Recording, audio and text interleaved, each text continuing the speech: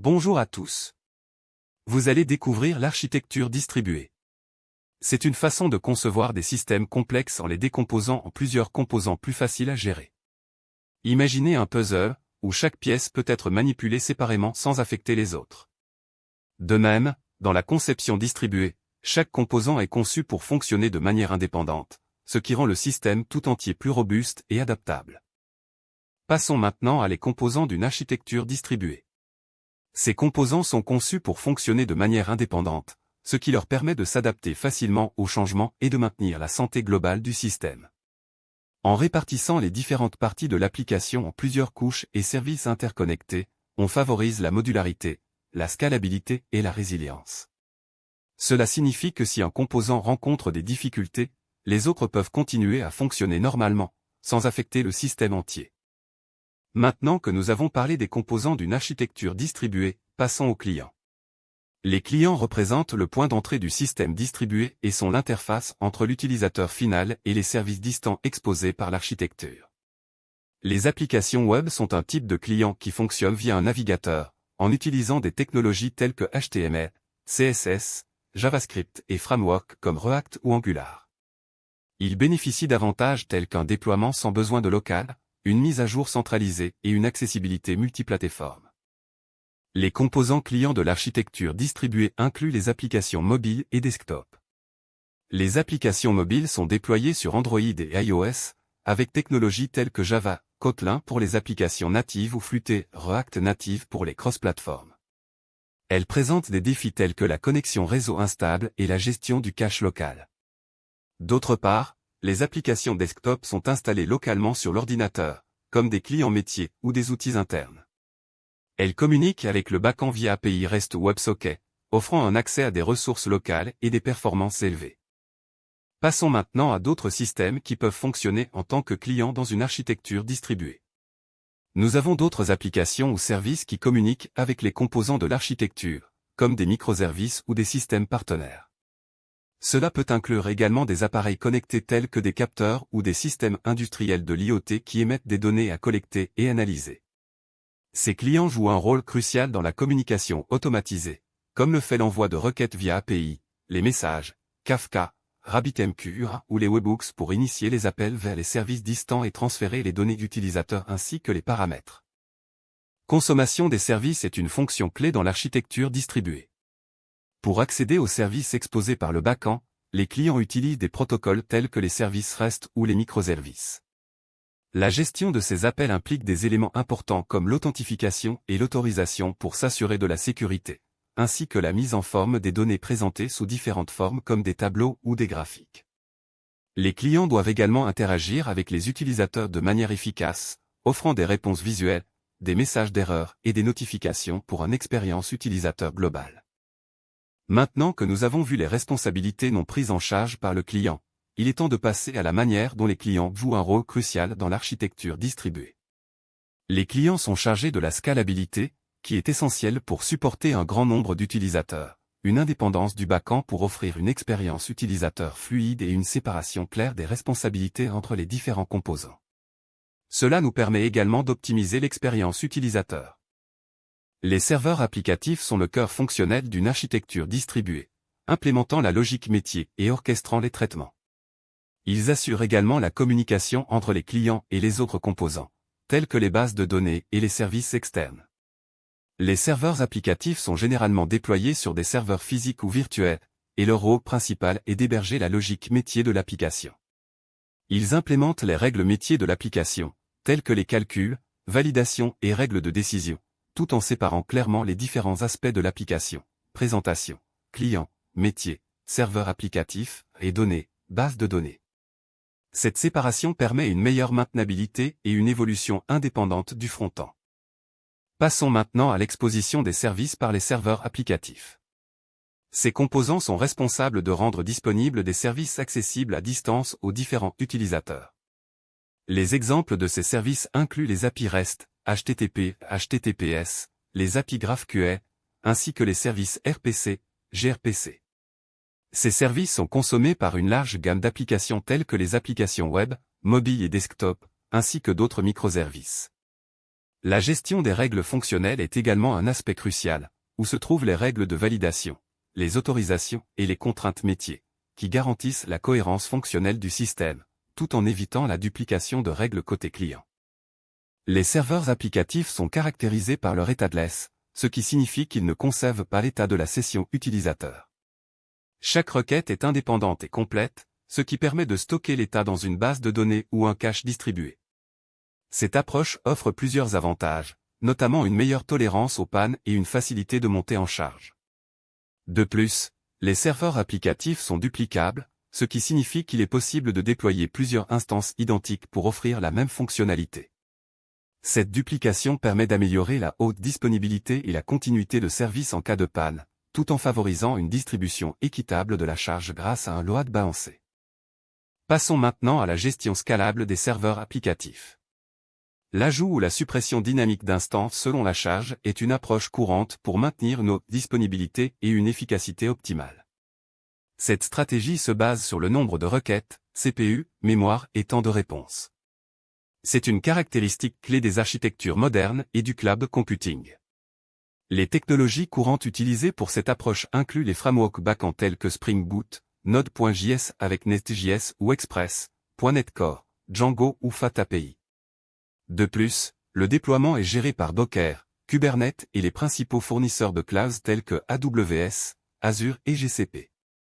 Maintenant que nous avons compris les caractéristiques clés des serveurs applicatifs, il est important de comprendre ce qu'ils ne font pas. En effet, ils ne sont pas chargés de gérer la partie visuelle ou l'interface utilisateur, qui relève généralement des serveurs frontaux. De plus, ils n'intègrent pas directement le stockage des données, car cela dépasserait les limites de leur rôle. Il est également crucial de comprendre que les serveurs applicatifs ne contiennent pas la logique spécifique à chaque client, ce qui permet une meilleure flexibilité et évolutivité dans l'architecture globale du système. Passons maintenant aux services distribués. Un service distribué est un composant logiciel autonome qui fournit une fonctionnalité métier bien définie et est accessible via le réseau. Chaque service agit comme une brique indépendante de l'architecture globale, communiquant avec les autres composants via des protocoles standardisés. La caractéristique clé d'un service distribué est son autonomie, qui signifie qu'il possède sa propre logique métier et son cycle de vie, permettant ainsi une agilité et une maintenance indépendantes. Cela favorise la flexibilité et l'évolutivité dans l'architecture globale du système. Deux caractéristiques clés des services distribués sont leur accessibilité réseau et leur fonctionnalité précise. Pour accéder aux services, il existe divers protocoles tels que HTTP, HTTPS pour les API REST ou GraphQL, gRPC pour une communication plus performante, ainsi que des canaux de messagerie comme Kafka ou RabbitMQ pour des communications synchrones ou asynchrones. Les services distribués se concentrent sur une seule responsabilité et suivent le principe Single Responsibility, ce qui permet d'éviter les services trop larges ou monolithiques. C'est le cas par exemple du service d'authentification, qui centralise la sécurité grâce à des fonctionnalités comme l'inscription, la connexion et l'utilisation de tokens tels que JWT ou O2. De la communication entre les services distribués, il est essentiel de considérer le type de communication utilisé. Les appels REST ou gRPC sont synchrones, offrant une réponse immédiate, mais limitant la réactivité des applications. En revanche, l'utilisation de messages ou d'événements permet une communication asynchrone, qui offre une meilleure résilience et un plus grand découplage entre les services. Les avantages des services distribués sont nombreux: scalabilité fine, résilience face à une panne isolée, déploiement indépendant, partitionnement du travail entre équipes et facilité d'évolution technologique. Cependant, il est crucial de relever les défis et contraintes associés, comme la latence réseau, la gestion des erreurs distribuées et l'observabilité.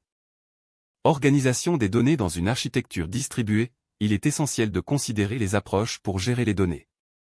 Les bases de données centralisées sont un exemple classique où toutes les données sont stockées sur un seul nœud, ce qui simplifie la gestion et permet une cohérence forte, mais limite le potentiel de scalabilité. En revanche, les approches décentralisées distribuent les données sur plusieurs nœuds, offrant ainsi une flexibilité élevée pour gérer l'évolution des données tout en maintenant une résilience renforcée. Passons maintenant à la gestion des bases de données dans une architecture distribuée. Pour garantir la disponibilité et la fiabilité, il est essentiel d'avoir plusieurs copies identiques des données sur plusieurs nœuds, ce qui s'appelle les données répliquées. Cela permet une lecture possible depuis plusieurs réplicas, mais nécessite de gérer la synchronisation entre ces copies pour éviter les désynchronisations. De plus, les données peuvent être partitionnées et réparties sur plusieurs nœuds, ce qui permet de gérer des volumes de données très importants tout en favorisant une montée en charge horizontale des systèmes.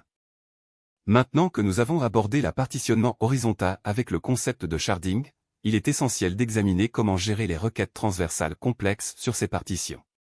La réplication offre une solution pour garantir la continuité de service et permettre des lectures rapides tout en tolérant les pannes.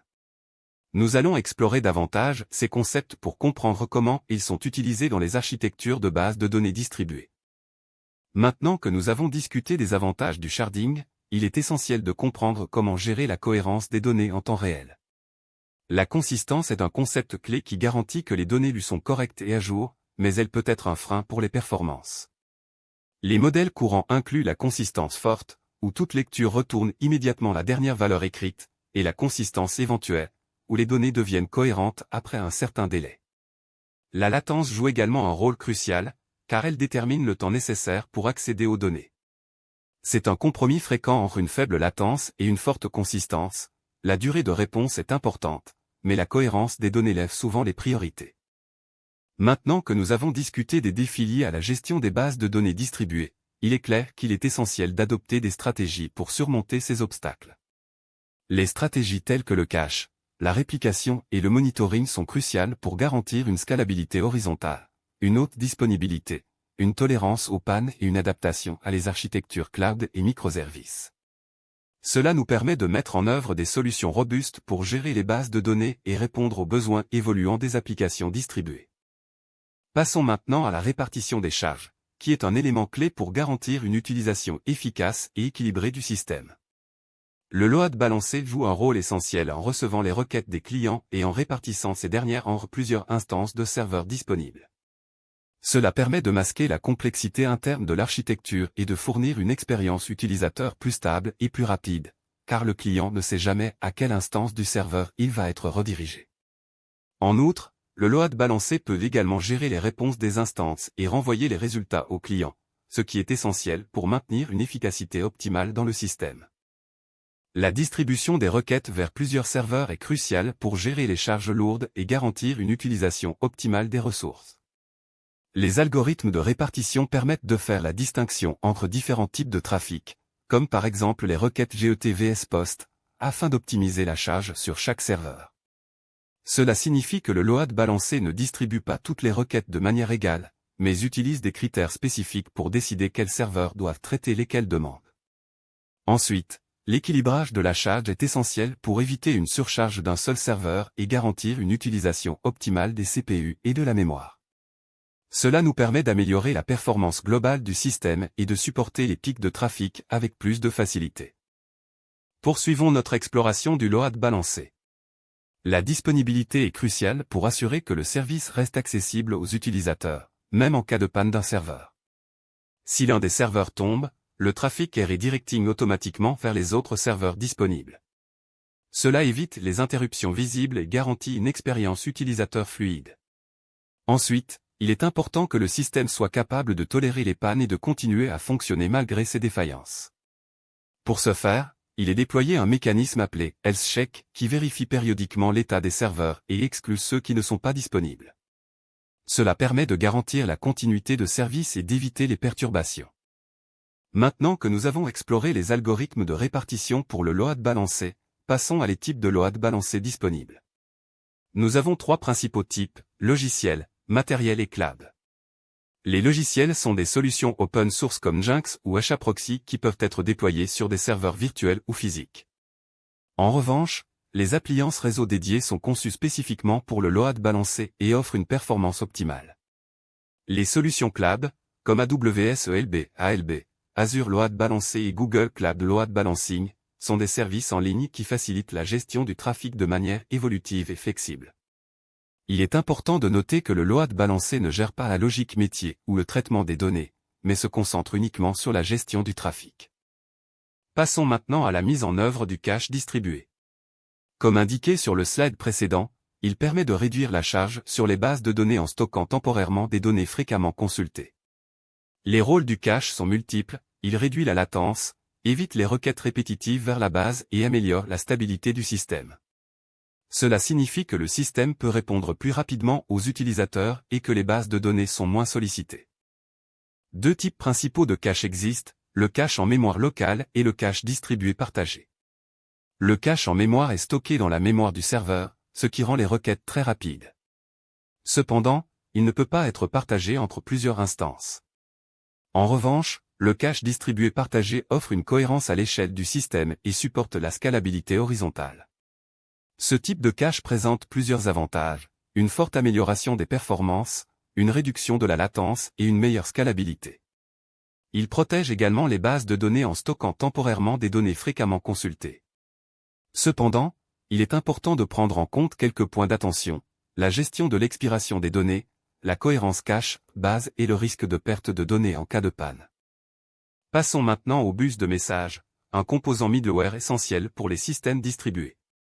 Il permet une communication asynchrone entre différents services ou applications, sans qu'ils aient besoin de se connaître directement. C'est là que le bus de messages intervient en jouant un rôle clé dans le découplage, la résilience et la scalabilité des systèmes distribués. En tant que bus de messages, il offre deux avantages majeurs, la communication asynchrone et le découplage fort. L'émetteur envoie un message sans attendre de réponse immédiate, ce qui évite les blocages des services. Les producteurs et consommateurs sont également indépendants, ce qui facilite l'évolution et la maintenance du système. Maintenant que nous avons discuté de la manière dont les bus de messages améliorent la résilience des systèmes distribués, passons aux deux principaux cas d'utilisation courants, les événements et les notifications. Les événements sont utilisés pour publier des changements d'état, tels que la création d'un utilisateur ou la validation d'une commande. Cela permet de déclencher des réactions automatiques sans avoir à intervenir manuellement. En revanche, les notifications sont utilisées pour envoyer des mises à jour aux utilisateurs sans bloquer le flux principal du système. Exemple inclut l'envoi de mails ou de SMS. Cela améliore la performance perçue et permet au système de rester disponible tout en traitant les requêtes. Les bus de messages sont conçus pour gérer les traitements longs et les tâches lourdes qui peuvent bloquer l'utilisateur. Pour ce faire, ils utilisent des files d'attente qui permettent de réguler le débit des messages, évitant ainsi un surcroît de charge. Cela permet une meilleure tolérance aux pannes et un meilleur découplage des composants. De plus, les bus de messages sont conçus pour être scalables, ce qui signifie qu'ils peuvent gérer un grand nombre de messages sans voir leur performance s'amener à zéro. En utilisant des technologies telles que RabbitMQ, Apache Kafka ou ActiveMQ, on peut bénéficier d'avantages tels que la tolérance aux pannes, le découplage des composants et la scalabilité élevée.